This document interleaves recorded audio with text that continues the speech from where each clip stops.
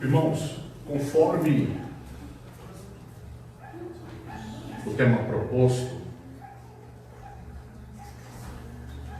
eu gostaria nesta noite de fazer uma análise, sobretudo de um ponto de vista bíblico, a respeito da ideologia de gênero. Para tal, eu irei lançar mão de uma pedagogia chamada expositiva, aonde, em um primeiro momento, eu irei apresentar de modo sintético o que é a ideologia de gênero, o seu conceito e o que é a ideologia de gênero a partir de seus principais proponentes, cujas ideias servem de bases teóricas para a defesa desta ideologia. Posteriormente, eu irei abordar o que é a ideologia de gênero sob as lentes das Escrituras. E eu quero fazer, juntamente com os irmãos, uma análise bíblica para entendermos o que a Bíblia nos diz a respeito desta ideologia. Portanto, eu quero convidar os irmãos para que juntos nós leiamos o texto bíblico, para que posteriormente nós então analisemos a ideologia de gênero a partir do mesmo. Livro do Gênesis, capítulo de número 1.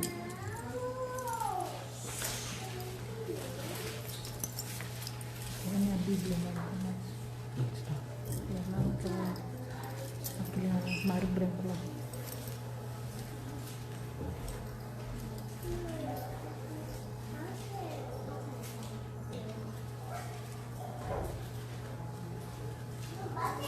Livro do Gênesis,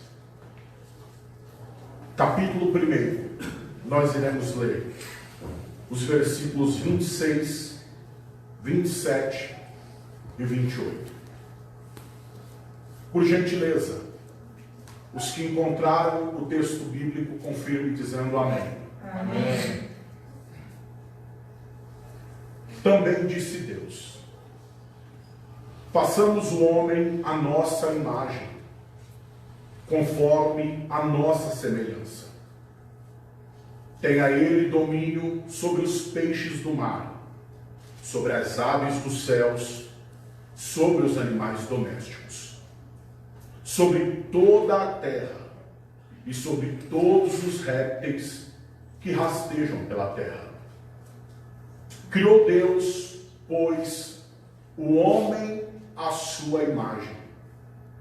A imagem de Deus o criou. Homem e mulher os criou. E Deus os abençoou e lhes disse: sede fecundos e multiplicai-vos, enchei a terra e sujeitai-a, dominai sobre os peixes do mar, sobre as aves dos céus e sobre todo animal que rasteja pela terra. Amém.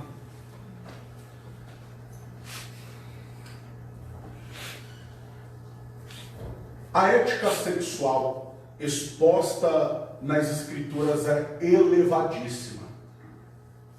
É claramente descrito que Deus criou homem e mulher, macho e fêmea os criou. Ainda é retratado que ambos deveriam se unir em uma só carne, em santo matrimônio, a fim de se multiplicarem e levarem a efeito a sua missão cultural. Em razão disso, para o cristão, as funções de cada sexo estão delineadas biológica, social e espiritualmente. Isso é verdade imutável, axial, sobretudo, absoluta. Contudo, essa verdade se encontra cada vez mais restrita e confinada ao ambiente religioso, especialmente o ambiente cristão evangélico. Isso é resultado de um processo histórico de ruptura, onde a sociedade se torna pós-cristã, que é o abandono das crenças, dos princípios e dos valores cristãos. Esse conjunto de crenças, princípios e valores, agora são ditados pelo humanismo secular. O humanismo secular é hoje o sistema de pensamento dominante no Ocidente. Ele começou a ser forjado no declínio da cristandade, sendo uma síntese de ideias que excluíram o motivo cristão do centro da cultura a partir da Renascença, e que também depende de se apoiar no naturalismo filosófico. Mas o que é o humanismo secular? Quais são as bases do humanismo secular? Nós poderíamos entender o humanismo secular a partir de 5 aspectos. Em primeiro lugar, o humanismo secular tem a sua base no não-teísmo. O não-teísmo é a completa negação de Deus ou a negação de um Criador. O segundo aspecto do humanismo secular é o naturalismo. O naturalismo é a crença de que as leis naturais é a única forma de se explicar os fenômenos e o universo. Um terceiro aspecto pelo qual pode-se entender o humanismo secular é o evolucionismo. O evolucionismo é uma forma naturalista de se explicar as origens de todas as coisas, sendo um contraponto ao que nos diz o texto bíblico. Um quarto aspecto pelo qual pode-se entender o humanismo secular é o relativismo ético, ou também relativismo moral.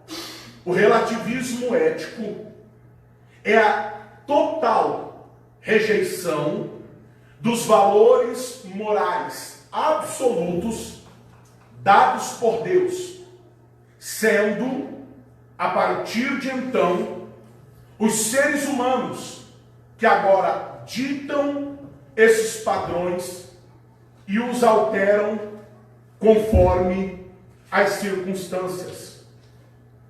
E um quinto aspecto pelo qual pode-se entender o humanismo secular é a centralidade humana. A centralidade humana é a recusa da necessidade de um Deus pessoal e do auxílio de um ser divino. São nestes 5 pilares, são nestes 5 aspectos que podemos entender de forma sintetizada O que é o humanismo secular? É neste cenário que tem como pano de fundo uma sociedade pós-cristã e agora humanista secular, que nasce a ideologia de gênero. Mas o que é a ideologia de gênero? Como ela pode ser conceituada? Como podemos definir o que é ideologia de gênero? O conceito gênero, ele é de origem inglesa, gender. O termo é utilizado para designar uma ideia de gênero, independentemente do corpo. É um conjunto de ideias utilizadas para explicar o ser homem ou mulher, mas já não como uma determinação biológica, mas sim sendo o resultado, o produto de uma cultura. Para os proponentes da ideologia de gênero, ninguém nasce homem, ninguém nasce mulher. Mas cada indivíduo deve construir sua própria identidade, isto é, o seu gênero, ao longo da sua vida. Sendo assim, quando se fala de homem ou mulher, está-se apenas falando de papéis sociais flexíveis, que cada um representaria como e quando quisesse, independentemente do que a biologia determine como tendências masculinas ou femininas. Mas, para compreendermos um pouquinho de modo mais objetivo, claro, nada melhor do que analisar o que alguns dos principais proponentes desta ideologia dizem a respeito.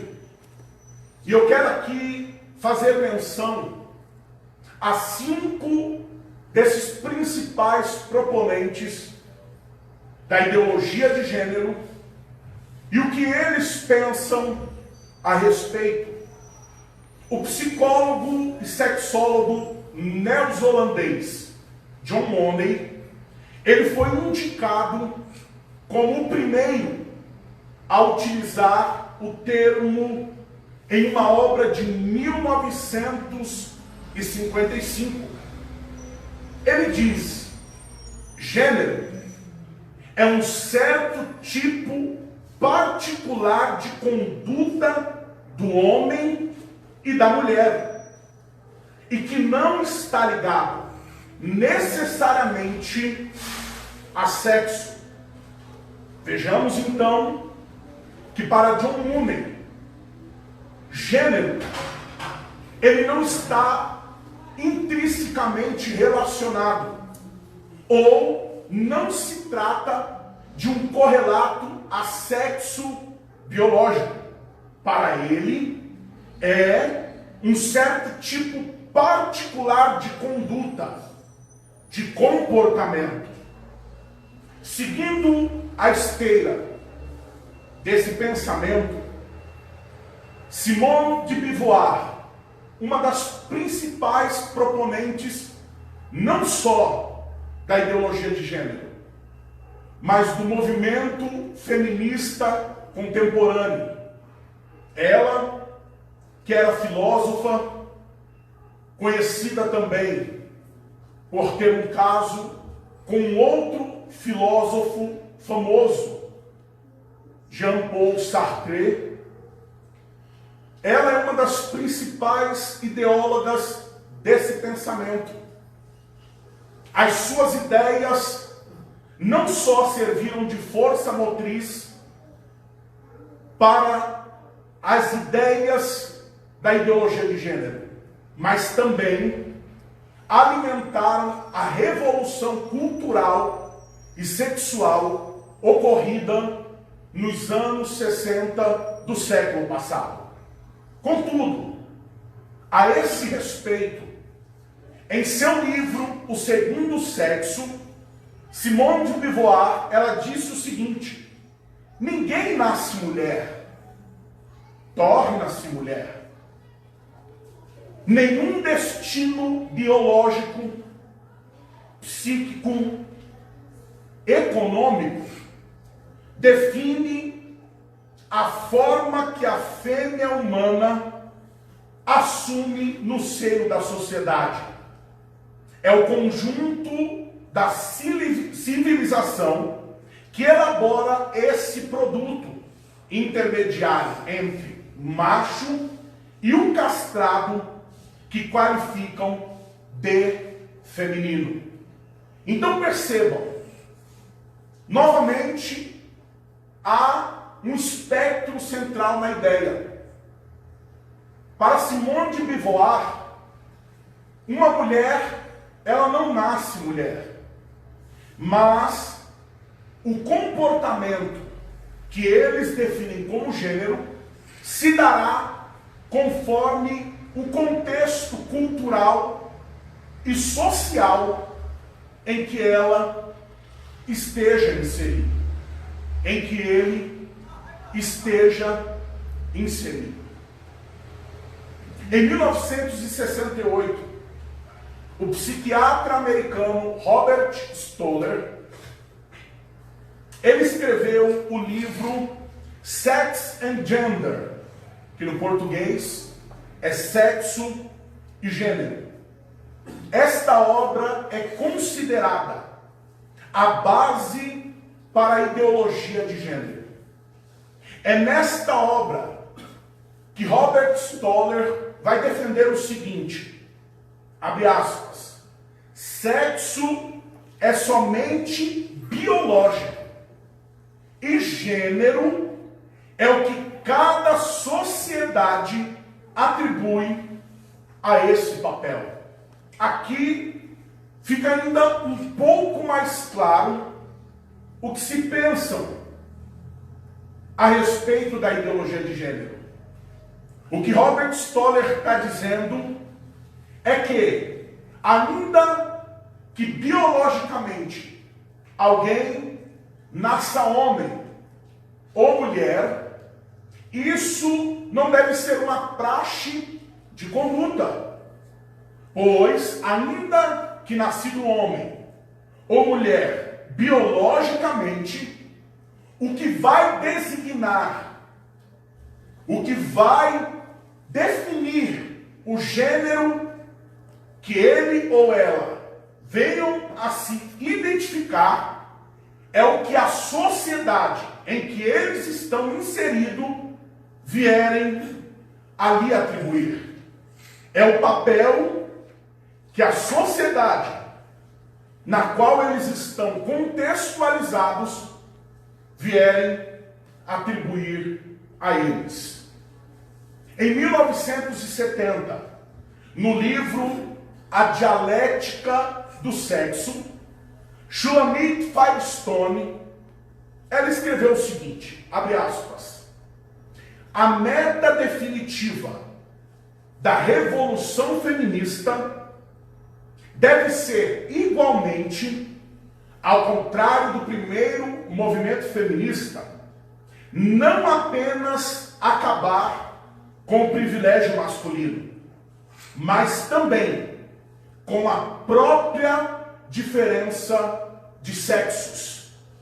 As diferenças genitais entre os seres humanos já não importariam culturalmente. Aqui, nós estamos vendo o que pensa, não só uma das principais proponentes da ideologia de gênero, mas uma das principais proponentes do movimento feminista moderno, para eles, só é possível alcançar aquilo que para eles, na verdade, se trata de uma utopia, destruindo os papéis definidos de homem e mulher.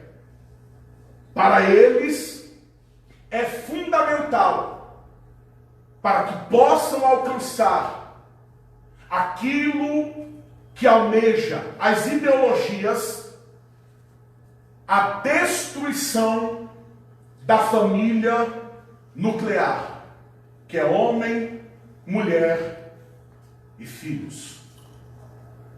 Em 1990, Judith Butler, que ficou muito conhecida no Brasil alguns anos atrás, que tentou dar palestras em algumas universidades e por conta de alguns movimentos contrários, houve uma certa interrupção, o que acabou impedindo. Ela é uma das principais proponentes da ideologia de gênero hoje. Ela é uma das principais teóricas.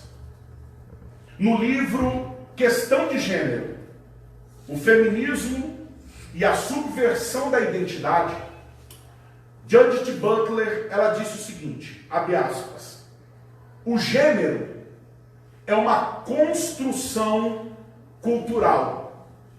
Por isso, não é nem resultado causal do sexo, nem tão aparentemente fixo como o sexo. Ao teorizar que o gênero é uma construção radicalmente independente do sexo, o próprio gênero chega a ser um artifício livre de ataduras. Em consequência, homem e masculino poderiam significar tanto um corpo feminino como um masculino, mulher e feminino, tanto um corpo masculino como um feminino. Aqui, o que ela está defendendo é o que praticamente todos os outros, a sua forma, já apresentaram. Sexo e gênero são coisas distintas. Ainda que biologicamente alguém tenha nascido homem ou mulher, genericamente essa pessoa pode se identificar da forma que ela quiser. Aqui fica evidente que o constitutivo antropológico é o que está sob ataque. As ideias destes são alguns dos principais teóricos da ideologia de gênero. Propõem uma mudança na constituição do ser homem e mulher, agora não mais ligado ao biológico, mas ao cultural. Contudo, o que nos diz a Escritura a respeito disso? Em face de tudo quanto foi exposto, cabe a nós analisarmos o conceito, a ideia do que é a ideologia de gênero sobre o crivo bíblico. Conforme o texto que lemos, nós iremos analisar a ideologia de gênero a partir desses 3 versículos. Nós iremos analisar a ideologia de gênero sob a ótica bíblica. A Bíblia, devemos entender que ela não é somente a bússola de fé cristã.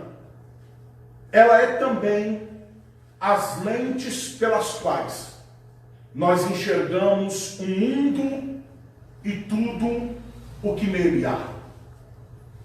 Francis Schaeffer, ele afirmou que o cristianismo é a verdade sobre todo o universo. Esta citação é um resumo que representa o pensamento cristão sobre sua maneira de enxergar a vida e a realidade, tendo o Evangelho como verdade absoluta sobre toda a existência. Em face do exposto, faz-se necessário colocar a ideologia de gênero sob júdice bíblico. O que as Escrituras nos dizem a respeito desse tema? Vejamos então, em primeiro lugar, que do ponto de vista bíblico, a ideologia de gênero, ela é o vilipêndio ao imago Dei na criatura. A ideologia de gênero, ela é o vilipêndio à imagem do Deus Criador nas suas criaturas. O versículo de número 26, se os irmãos quiserem acompanhar, Moisés, ele escreveu o seguinte: também disse Deus, façamos o homem a nossa imagem, conforme a nossa semelhança.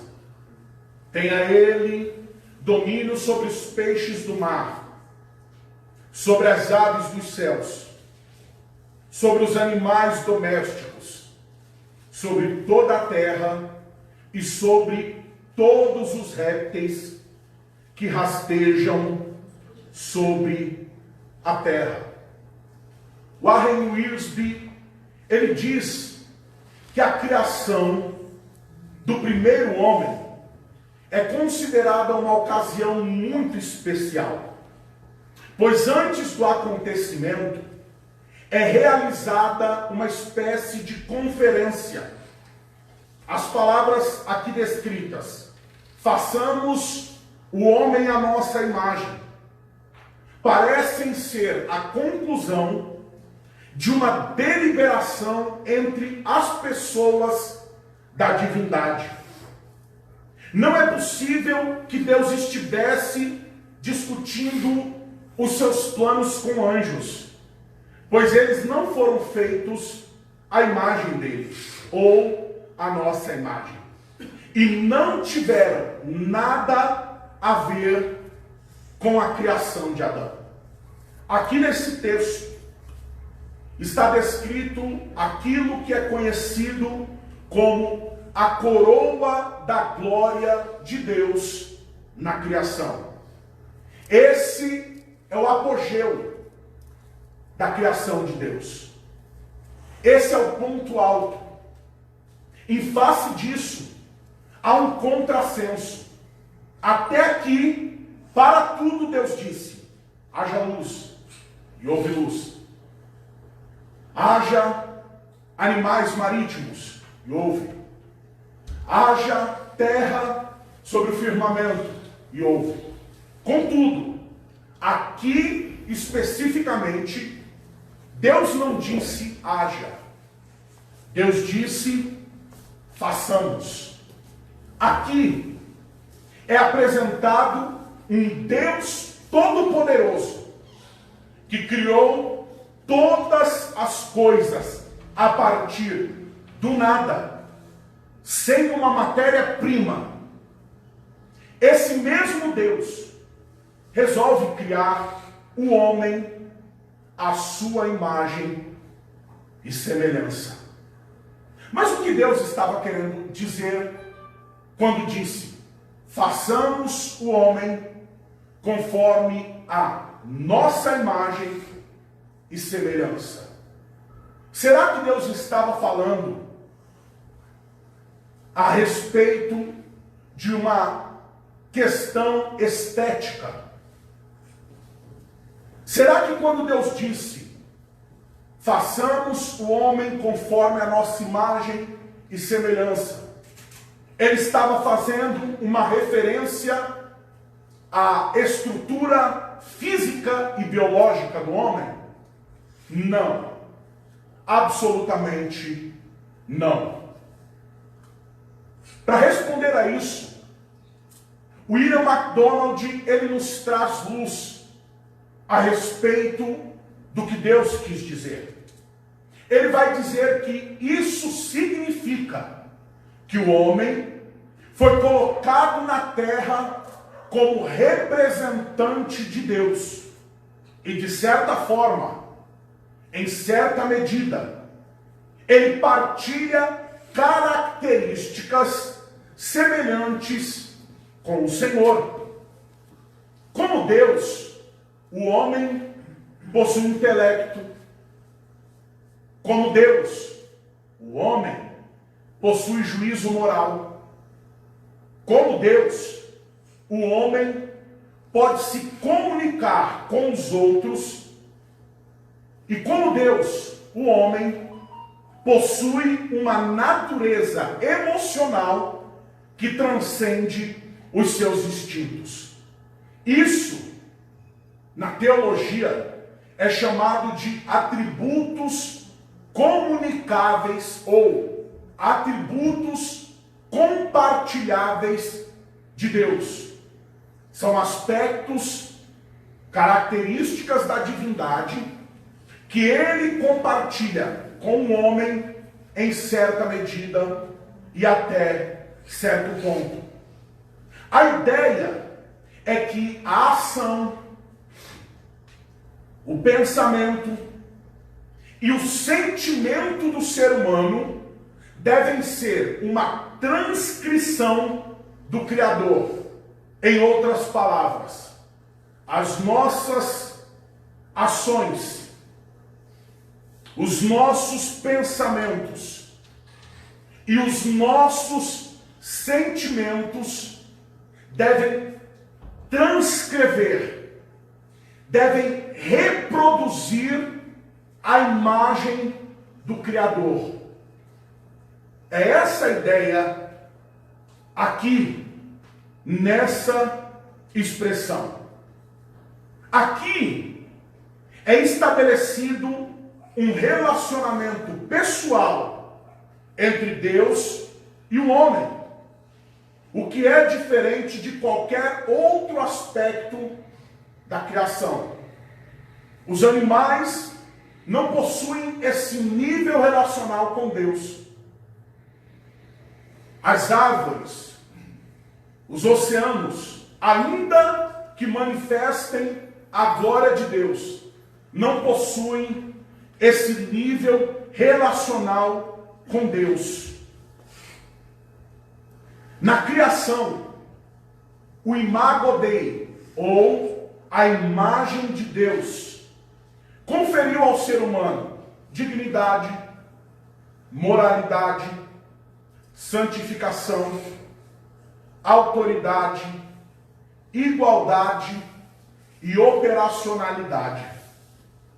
Em razão disso, fica evidente que, do ponto de vista bíblico, a ideologia de gênero é o desprezo, o ultraje, uma afronta à imagem de Deus. É a clara na criatura. Mas, em segundo lugar, o que é a ideologia de gênero? A ideologia de gênero, sob a perspectiva bíblica, é um atentado à criação. Veja o que nos diz Moisés no versículo 27. Criou Deus, pois, o homem à sua imagem. A imagem de Deus o criou. Homem e mulher os criou. essas palavras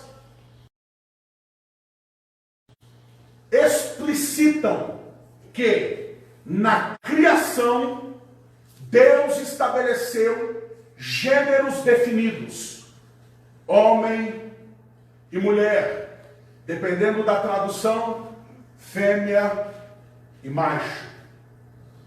Walter Kaiser Jr., ele vai afirmar que o fundamento para toda compreensão da sexualidade humana está no plano de Deus apresentados no capítulo 1 e no capítulo 2 do Gênesis. Nele, Deus restringiu o sexo somente a 2 gêneros, masculino e feminino, não a 3, 4 ou mais. Corroborando com essa verdade, John MacArthur, ele aponta que essas duas pessoas compartilhavam igualmente da imagem de Deus. Aqui não há privilégio, aqui não há superioridade, aqui não há inferioridade do ponto de vista espiritual.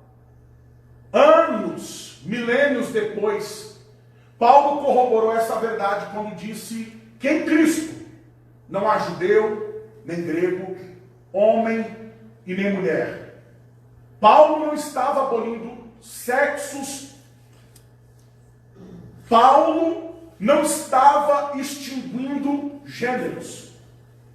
Ele estava expressando cabalmente o que o versículo 27 diz. Espiritualmente, em Deus não há maior, não há menor, não há preto, não há branco, não há asiático, não há sul-americano, não há europeu. Todos são tudo em Cristo Jesus, o nosso Senhor. Aleluia. É isso o que o texto está corroborando. Aqui, precisamos entender que a palavra homem, ela é genérica. Aqui, ela está designando a humanidade como um todo. E não o homem no sentido biológico, sexo, gênero. É a humanidade como um todo. É semelhante a João 3,16. Mundo. Mundo é sinônimo ali de humanidade, de seres humanos. Isso é chamado de antonomasia, uma palavra que pode representar uma pessoa, um aspecto. Por exemplo, Pastor Wesley, o grandão, é uma palavra que traça um aspecto, um perfil, que me identifica. Então aqui, homem, ela é um correlato, ela é um sinônimo, é uma antonomasia de humanidade, de seres humanos. Aqui está incluído o gênero masculino e feminino, o que pressupõe os dois sexos, macho e fêmea. Fica evidente que sexo e gênero na Bíblia são correlatos. Aqui fica evidente que sexo e gênero tratam-se da mesma coisa. Aqui fica evidente que, ao contrário do que a ideologia de gênero propõe, biologicamente, quem nasce homem, genericamente é homem. Biologicamente, quem nasce mulher, genericamente é mulher. Aqui não se trata de uma construção social, é uma atribuição divina. Deus os criou. Aleluia. Deus os criou. Em face disso, irmãos, fica evidente que a ideologia de gênero é uma clara tentativa de invalidar aquilo que foi estabelecido por Deus na criação. A ideologia de gênero é um atentado contra a criação, porque Deus os criou, macho e fêmea os criou. Mas em terceiro e último lugar, a ideologia de gênero, sob a ótica bíblica, ela é um ataque frontal contra a família. No versículo de número 28, Moisés escreveu: e Deus os abençoou e lhes disse: sede fecundos, multiplicai-vos, enchei a terra e sujeitai-a, dominai sobre os peixes do mar, sobre as aves dos céus e sobre todo animal que rasteja pela terra. Aqui, a família é apresentada como a primeira instituição divina na sociedade. A relação marido e mulher aqui é fundamental para definir o que é família na literatura bíblica. Nós vamos ver Jesus corroborando essas palavras lá em Mateus 19:4. Corroborando o conceito e a definição familiar a partir dessas palavras. Algumas pessoas pensam que o descobrimento da sexualidade humana de Adão e Eva se deu após eles comerem o fruto proibido no capítulo de número 3. Entretanto, as palavras usadas para designar homem e mulher aqui indicam que a sexualidade já fazia parte da criação original. Em outras palavras, aqueles que pensam que as relações maritais, conjugais, sexuais entre Adão e Eva se deram como resultado direto da queda, se deram como consequência do comer o fruto proibido. Contudo, a relação conjugal, marital, sexual, é uma atribuição consequente da instituição familiar que parte do próprio Deus. É Deus quem instituiu. D.H. Field, ele vai afirmar que a doutrina da criação nas Escrituras sublinha também o valor relacional e o propósito da sexualidade. Há um propósito. O texto é claro: sede fecundos e multiplicai-vos. Há um propósito. É expandir, é crescer, é ter filhos. Aqui, essas palavras implicam em reprodução e domínio. Reprodução e domínio. George Herbert Livingstone, ele diz que o ato de abençoar o gênero humano é o significado mais amplo que o de abençoar os animais. O homem é capaz de ter consciência dessa bênção e pode responder a ela. Abençoar em relação a um ser racional é transmitir um senso da vontade de Deus para o abençoado.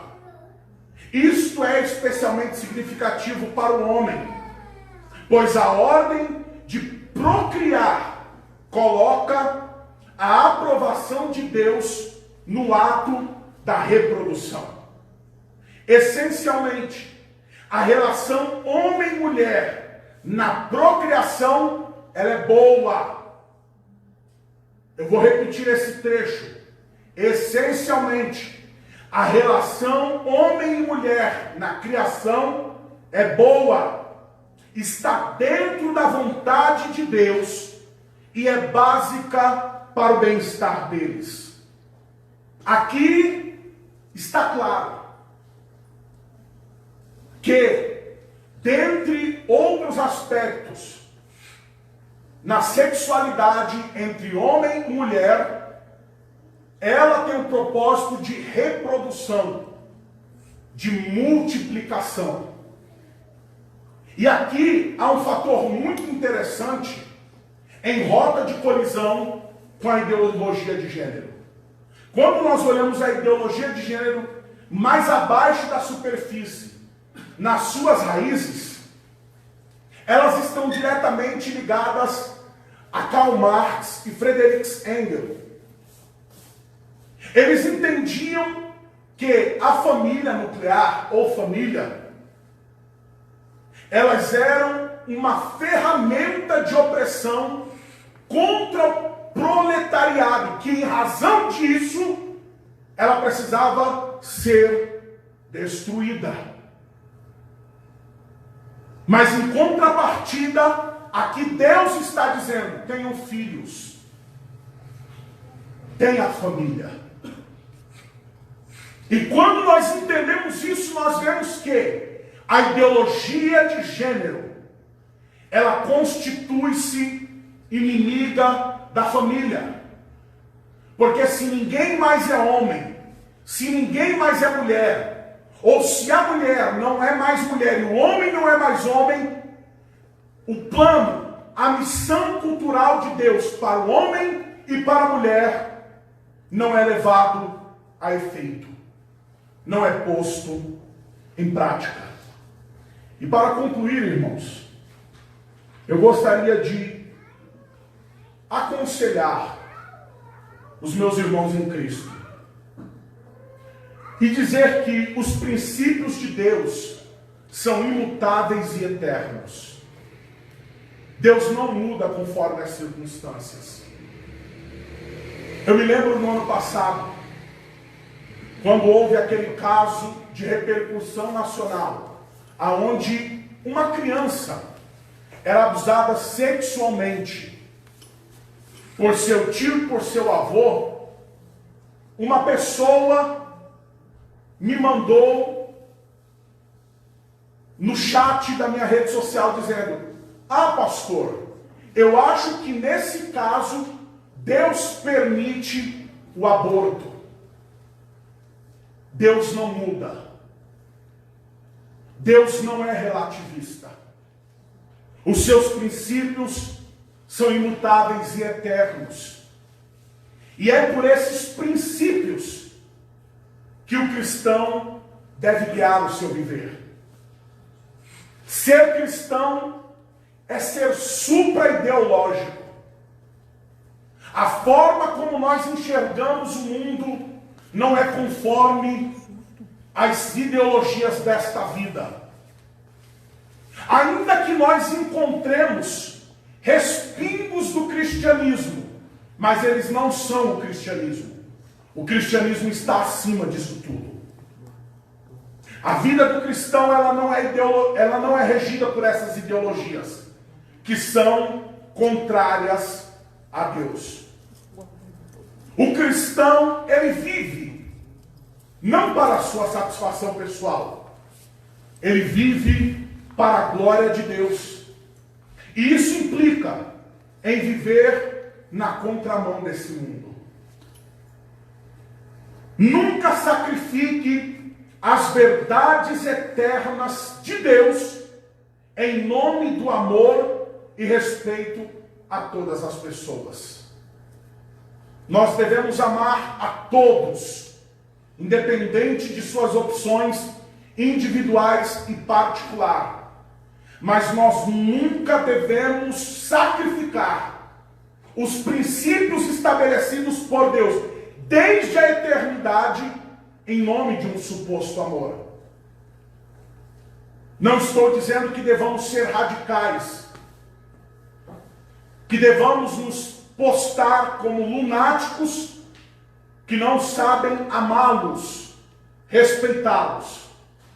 Mas amar e respeitar não é sacrificar verdades eternas.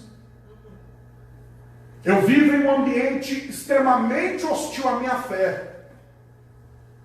Eu estou no 4º semestre de graduação em História. Um ambiente extremamente hostil àquilo que eu sou, àquilo que eu creio. Respeito a todos, mas as minhas verdades, não minhas, mas as verdades daquele que me criou são inegociáveis. Elas não estão abertas a algum tipo de troca. Então nunca sacrifique as verdades eternas de Deus em nome do amor e respeito a todas as pessoas. Sobretudo, e aqui eu encerro, eduquemos os nossos filhos, as nossas crianças, os nossos irmãos menores, os nossos sobrinhos, conforme as verdades bíblicas, para que ele não seja presa dessa e de tantas outras ideologias. Amém.